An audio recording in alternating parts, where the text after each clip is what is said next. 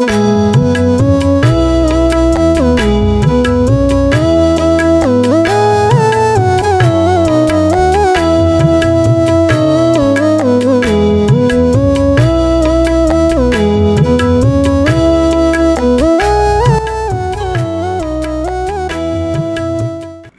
brothers and sisters in the Lord, ప్రభునందు ప్రియమైన సోదరి సోదరులారా, today's verse for our meditation is taken from Psalm 149 verse 6. ఈ రోజు మన ధ్యానం కొరకు 149వ కీర్తన 6వ వచనం నుండి తీసుకొనబడింది. Let the high praises of God be in their mouth. వారి నోట దేవునికి చేయబడు ఉత్సాహ స్తోత్రములున్నవి. In the first part of this psalm, ఈ కీర్తనలోని మొదటి భాగంలో the psalmist is telling what a joy and privilege it is to belong to God and to be a part of his special people. కీర్తనకారుడు దేవునికి కొరకై ప్రత్యేకించబడిన ప్రజలకి ఎంత గొప్ప ఆధిక్యత ఆయన స్తుతించి ఆయన గానం చేయుట. He is talking about what a joy it is to a privilege to be a part of God's special people. దేవుని యొక్క ప్రత్యేకమైన ప్రజల్లో మనం ఒక భాగమై ఉంట ఎంత గొప్ప ఆనందముగా అని చెప్తున్నాడు. It is from this joy that praise and worship flow. ఈ ఆనందాన్ని బట్టే స్తుతి ఆరాధన అనేది పొంగి ప్రవహిస్తా ఉంది. As he continues, ఆయన ఈ రీతిగా కొనసాగుతూ he tells what a privilege it is to fight for God and for his people. దేవుని కొరకై దేవుని ప్రజల పక్షంగా మనం పోరాటం చేయటం ఎంత గొప్ప ఆధిక్యత అంటారు. The battle has nothing to do with our personal vengeance. ఇక్కడ ఉన్నటువంటి యుద్ధం, ఈ పోరాటము మన వ్యక్తిగతమైన పగ తీర్చుకునే దానికి ఏమాత్రం సంబంధించింది కాదు. But it is about fighting for the honor of God. అయితే దేవుని యొక్క ఘనత కొరకై పోరాటం చేయుట. Since God's people of that day was the physical nation of Israel. ఎందుకంటే ఆనాడు దేవుని ప్రజలైనటువంటి వారు భౌతికంగా ఇశ్రాయేలు జనాంగము. And it was a physical battle against physical enemies. అది భౌతికమైనటువంటి శత్రువులతో భౌతిక సంబంధమైన యుద్ధ పోరాటం. Today it is those who are in Christ that are the special people of God. ఈ రోజు అయితే క్రీస్తునందున్నవారు దేవుని కొరకు ఒక ప్రత్యేకమైనటువంటి ప్రజలు. The nation or kingdom of God is the church that belongs to him. దేవుని యొక్క రాజ్యము జనాంగం అంటే అది దేవుని యొక్క సంఘమే. The citizens of this spiritual kingdom are called Christians. ఈ ఆత్మ సంబంధమైనటువంటి ఈ రాజ్యంలోని ప్రజలే వారు క్రైస్తవులుగా పిలువబడుతున్నారు. And they are called saints. వాళ్ళు పరిశుద్ధులని పిలువబడుతున్నారు. These citizens are called believers, పౌరులు. ఈ పౌరులు విశ్వాసులుగాను పిలువబడుతున్నారు. And they are called as the children of God and many other names. దేవుని ప్రజలుగా కూడా ఇంకా అనేకమైనటువంటి పేర్లతో పిలువబడతారు. Each name will show a special relationship with God and the Father and also with Jesus. ప్రతి పేరు కూడా తండ్రి అయిన దేవునికి యేసు ప్రభు వారితో కూడా ఒక ప్రత్యేకమైనటువంటి సంబంధాన్ని చూపిస్తాం. Since we belong to him, మనం ఆయనకు చెందిన వారం కాబట్టి we still are honored to be able to worship him and praise him. మనం ఇంకను ఆయనను ఘనపరుస్తూ ఆయన స్తుతించి ఆయన ఆరాధించబద్దులమే ఉన్నాం. It is also our responsibility to fight for him. ఆయన పక్షముగా పోరాటం చేయట, యుద్ధం చేయట కూడా మన బాధ్యత అది. Our battle is not against flesh and blood. మనం చేసే పోరాటం, యుద్ధం అనేది రక్తమాంసములతో కాదు. But it is against the spiritual forces of darkness and evil. కాబట్టి ఇది దుష్ట సంబంధులు, అంధకార చీకటి శక్తులతో చేసేది. Jesus told Pilate that his kingdom was not of this world. యేసు ప్రభువు వారు పిలాతుతో చెప్పాడు, నా రాజ్యము ఈ లోక సంబంధమైనది కాదు. Or else his servants would be physically fighting for him. అంతగా ఆయన ఒక సేవకులైన వారు కూడా శరీర సంబంధమైనటువంటి పోరాటం చేయవారు కాదు. This battle begins in our hearts and minds when we face the temptations that are ever before us. ఈ పోరాటం మనం ఎదుర్కొనేటువంటి ఆ శోధనలో మన యొక్క మనస్సుతో, మన యొక్క హృదయంతో మనం పోరాటం చేసేది. This battle start in our hearts and minds. ఈ యుద్ధం అంటే మన మనసులో, మన హృదయాల్లో ఆరంభించబడినటువంటి ఈ పోరాటం ఇది ఎప్పుడు ఆరంభించబడుతుంది? When we face temptations. మనం శోధనలు ఎదుర్కొన్నప్పుడు. What makes our battles unique is that we each are tempted by different things. చూడండి, ఈ యుద్ధంలో అసమానమైన సంగతి ఏమిటి? ప్రతి ఒక్కరు శోధించబడినప్పుడు చేస్తా ఉండేది. We are having different kinds of temptations. మనకి రకరకాల వేరు శోధనలు ఉంటాయి. Satan will not use the same weapons on every believer. సాతానుడు ప్రతి విశ్వాసి ఎడల ఒకే రకమైనటువంటి శోధనను తీసుకుంటాడు. That's why your battle is different and my battle is different, though it is known as spiritual battle. అందుకని ఆత్మ సంబంధమైన యుద్ధ పోరాటమైన నీకున్న పోరాటం వేరు, నాకుండే పోరాటం వేరు. What may be my greatest trial may be no temptation to someone. నాకున్నటువంటి గొప్ప పోరాటం ఎంత గొప్పదైనా కానీ ఈ శోధన ఇతరులకి అలాంటి శోధన ఉండకపోవచ్చు. They may be having different temptations. వాళ్ళకి వేరే రకమైనటువంటి శోధనలు ఉండొచ్చు. Yet at the same time we are told that there is no trial that is not common to mankind in general. అయినా కానీ మనం అందరి ఎడల మనం చూసినప్పుడు ఈ శోధన అందరికీ ఒకే రకమైనదిగా ఉండదు. Different temptations. వేరు వేరు రకాల శోధనలు వస్తాయి. And when we face the temptation, ఈ శోధన ఎదుర్కొన్నప్పుడు there will be a big battle in our hearts and minds. మన హృదయంలో మన మనసులో ఒక పెద్ద పోరాటం ఉంటుంది. But the good news is, అయితే ఇక్కడ శుభవార్త ఏమిటిదంటే, our Lord Jesus Christ has been tempted in all points like we are. మన యేసుక్రీస్తు ప్రభువు మన వలనే అన్ని విషయములలో శోధించబడ్డాడు. Yet he did not sin. అయినను పాపము చేయలేదు. So along with this we are told that we will never be tempted beyond what we are able to bear. దీంతో పాటు చెప్పబడిన మాట ఏమిటిది?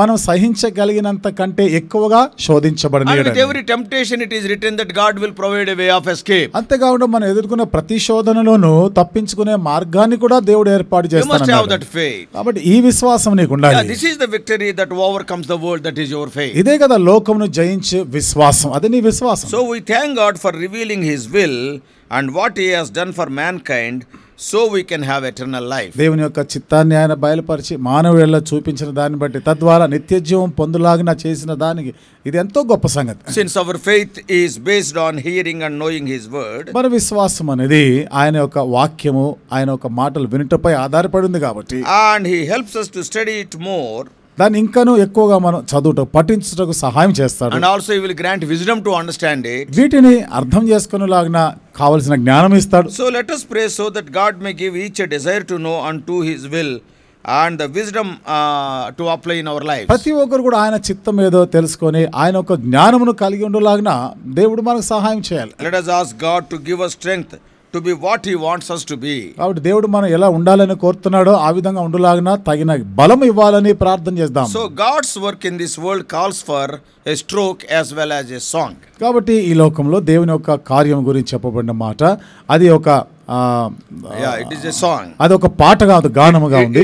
It is quite true that the weapons of our warfare are not carnal. చూడండి, మన యుద్ధాయుధాలు అనేవి శరీర సంబంధమైన కాదు అన్న సంగతి ఇది వాస్తవమే. But they are weapons. కానీ అవి ఆయుధాలే. But they are for a different warfare. అయితే ఇవి వేరైనటువంటి యుద్ధ పోరాటం కొరకు. There is some danger of overdoing the peaceful and submissive side of the Christian religion. Sometimes we must submit, we will be submitting over. మనం కొన్నిసార్లు మన జీవితంలో, క్రైస్తవ జీవితంలో మరి ఎక్కువగా మనది లోపరుచుకున్నట్టుగా మనం చూపిస్తూ ఉంటాం. We will tell to people, submit yourselves. ప్రజలకు మనం చెప్తుంటాం, మిమ్మల్ని మీరుగా లోపరుచుకోవాలి, మీరు లోపరుచుకోవాలి. Sometimes the submission will be over submission. కొన్నిసార్లు ఇది అధికమైనదిగా ఉంటుంది, అతిగా ఉంటుంది అది. So there are many evils, and especially those of the private and personal character, and there we need not submit. చూడండి, ఇక్కడ వ్యక్తిగతమైనటువంటి మరి వారికి సంబంధించిన విషయాలు ఏవైతే ఉంటాయి అక్కడ మనం ఈ లోపరుచుకోవాల్సిన అవసరం లేదు. Okay, let us be silent. సరే, మనం ఊరికే ఉందాంలే, మౌనంగా ఉందాం. Submit ourselves. సరే, మనం అప్పగించుకుందాం. No, when the evil is against you, you need not submit. కాబట్టి చెడు అనేది నువ్వు చూస్తున్నప్పుడు, దుష్టత్వాన్ని చూసినప్పుడు అక్కడ నువ్వు లోపరుచుకోవాల్సిన అవసరం లేదు. But there are other evils, and especially those of a public character. అది ఇంకా వేరే రకమైనటువంటి చెడుతనం ఉంది ప్రజల్లో మనం చూస్తాం. So which must be actively dealt with a spirit of war. ఇక్కడ ఆత్మ సంబంధమైన యుద్ధంతో కూడా ఆ పోరాటంతో దాన్ని వ్యవహరించాలి. It's a spirit of war, not spiritual war.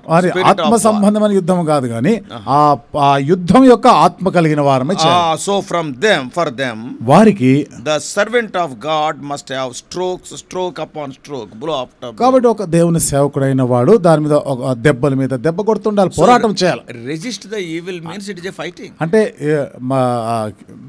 సాతానుని మీరు ఎదిరించడం, అపవాదిని ఎదిరించడం అంటే నువ్వు పోరాటం చేస్తూ ఉండాలి. So the spirit of the soldier should be in every Christian. కాబట్టి ఈ సైనిక మనసు ప్రతి క్రైస్తవునికి ఉండాలి. So not only submission, లోపరుచుకోవడం మాత్రమే కాదు, the other side of the coin in the Christian life is the militant part. You have to fight. క్రైస్తవ జీవితంలో నాణ్యంకు అవతల వైపు మనం చూస్తే మనము సైనిక పోరాటం కూడా చేయవలసి ఉంది. That's why the day when you are born again, the warfare starts. అందుకనే నీవు తిరిగి జన్మించిన దినాన్నే నీలో ఒక యుద్ధం అనేది మొదలవుతుంది in your life, నీ జీవితంలో. So that is the militant side of it. కాబట్టి ఇది నీకు సైనికమైనటువంటి దృక్పథం నుండి అది మరొక వైపు. Open air preaching, బహిరంగ సువార్తకు వెళ్ళినప్పుడు there will be a war. అక్కడ యుద్ధం ఉంటుంది. So you need not submit.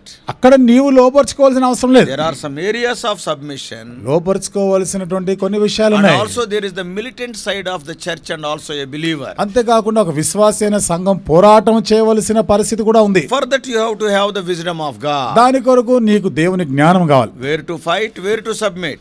ఎక్కడ యుద్ధం చేయాలా, పోరాటాలా, ఎక్కడ మనం లోబరుచుకొని ఉండాలి. Many times we do the reverse. అనేక పర్యాయాలు అక్కడిది ఇక్కడ, ఇక్కడ అక్కడ చేస్తాం. Where we have to submit, we will fight. ఎక్కడ మనం లోబడి ఉండాలో అక్కడ పోరాటం And చేస్తాం. where we have to fight, we will be submitting. ఎక్కడ మనం పోరాటం చేయవలసి ఉంటుందో అక్కడ లోబడుచుకుంటా That's why ఉంటాం. many times we cannot go forward. అందుకనే అనేక పర్యాలు ముందుకు సాగలేం.